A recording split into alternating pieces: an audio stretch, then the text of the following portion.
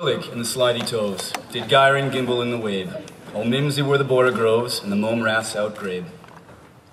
What beautiful nonsense. For those of you that recognize these lines, they're from a famous poem by the great Charles Ludwig Dodgson.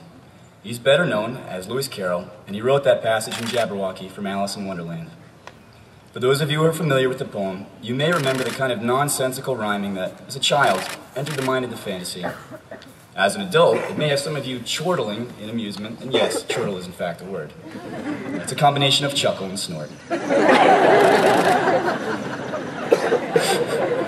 Carroll created other words for this use of portmanteau. It's a blending of two or more words with the use of sounds or meaning. For example, uffish and wabe, to name a few. It's worth drawing attention to the meaning of these words, not for the sake of academic analysis, but for an admittedly personal reason. More on that later, but for now, I'll continue on with this nonsense.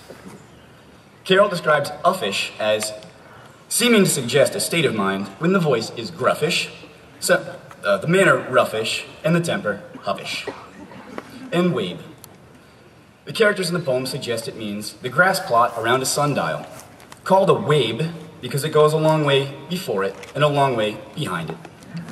And these are just a few of his nonsensical gems. So why did I pick these words? Why Carroll, for that matter? Partially because I'm jealous he writes in a world that accepts made-up words. It certainly would have made writing papers a lot easier. I'm thinking of my SYE and multicultural socioeconosis, the process by which multiculturalism is enacted across socioeconomic disparity. Please copyright that. Thank you very much. But again, why these words? And why nonsense? For one, the way nonsensical words find meaning in other languages speaks to the translatable qualities of nonsense. Some words find no meaning at all, not even in their native tongue. Imagine reading English text as a foreigner, or sitting down with a foreign-speaking person and trying to describe the meaning of a word that has no definition at all, merely a concept. For some of you, it's an all too familiar experience, and for others, it requires a deeper thought, a deeper translation. Forget Jabberwocky for a moment. Imagine translating the world of Dr. Seuss into French. It's easy to arrive at les œufs verts en jambon, green eggs and ham, or harden un temps donzu, or near the who. Well, a gato on sombrero or el lorax, and those are easy enough. But there are others that stump translation. Words like salamagooks, bippinobungus, hump humpfadumpfer, and diffandoofer. Sorry.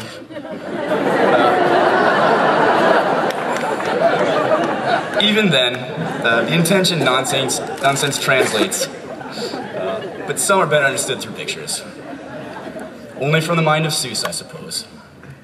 A brief but interesting enough mention, the man we all know and love is not the man we think we know. Yes, he is unfamously known as Theodor Seuss Geisel, Seuss being his middle name and Geisel being his surname of a German descent. He actually intended his pen name to be pronounced in a German fashion, making it rhyme with voice. Alexander Liang wrote a short poem on this twist of reality.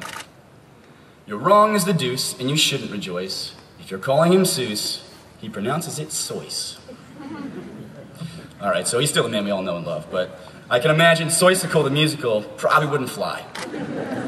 So whether it's Soy or Seuss or Soyce, it will never change how he introduces somebody to nonsense and curiosity.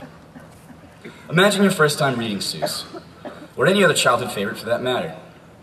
As you read through the pages, your mind peaks with an innocent curiosity and naive confusion. Some things are clear, but others take time to process. For Alice, in her own curious wonderland, the Jabberwocky reflects this perfectly. It seems very pretty, she said when she'd finished it, but it's rather hard to understand. You see, she didn't like to confess, even to herself, that she couldn't make it out at all. Somehow, it seems to fill my head with ideas, only I don't exactly know what they are. However, somebody killed something, that's clear at any rate. Well, that's what I chose the topic for today. It's where the world of nonsense can actually make sense. As we sit here, ready to move forward, I think it's fitting to look back at a smaller version of us. We all had that kind of curiosity and wonderment, the kind that made Alice so characteristically innocent. Her head full of ideas and hardly the words to express inner flights of fancy. I want to remind you of your inner Alice, and test your memory of being lost in a world all your own. What was it that used to fill your head with ideas? What was it that made you ask questions? Did you ever think to yourself, and get ready, What would you do? Did a friend ever ask you, are you afraid of the dark? Or the eternal question, where in the world is Carmen Sandiego? Well, perhaps you had Clarissa explain it all, or Summer Sanders helped you to figure it out. Whatever the outcome, thoughts and ideas all begin with a question. What was it that you wanted to figure out when you came to college?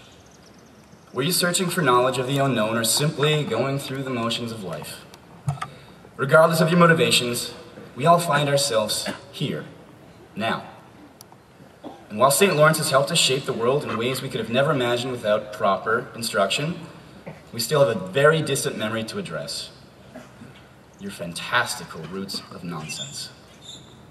I want to assure you that our creative fantasies are still alive, however unwell they might be. Personally, when I leave here, I plan on leafing through my old imaginative classics, rereading A Wrinkle in Time, flip a page or two of The Hobbit before Peter Jackson rips my Shire to bits in 2012. I urge you to go see it. Well, maybe I'll see what James and that Peach are up to. What will you do now that you have the time?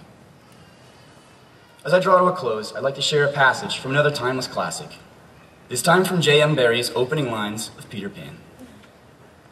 All children, except one, grow up. They soon know that they will grow up, and the way Wendy knew was this. One day when she was 2 years old, she was playing in a garden, and she plucked another flower and ran it to her mother.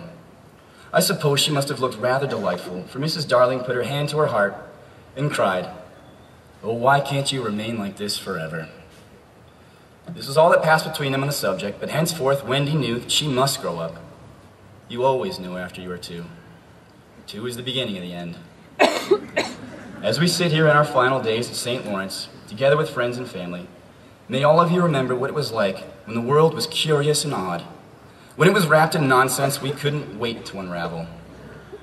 Parents, you always know best, and that hurts.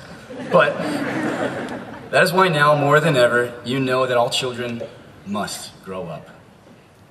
So instead of reminding everyone of the classic Seuss line of, "Oh, the places we'll go," well, I want to remind you of how we all used to think about a world filled with nonsense, and remind you of that which gave us our original direction, our imagination. If 2 is the end, remember what it was like to have been exactly 1 3/4 years old, however long ago that might be.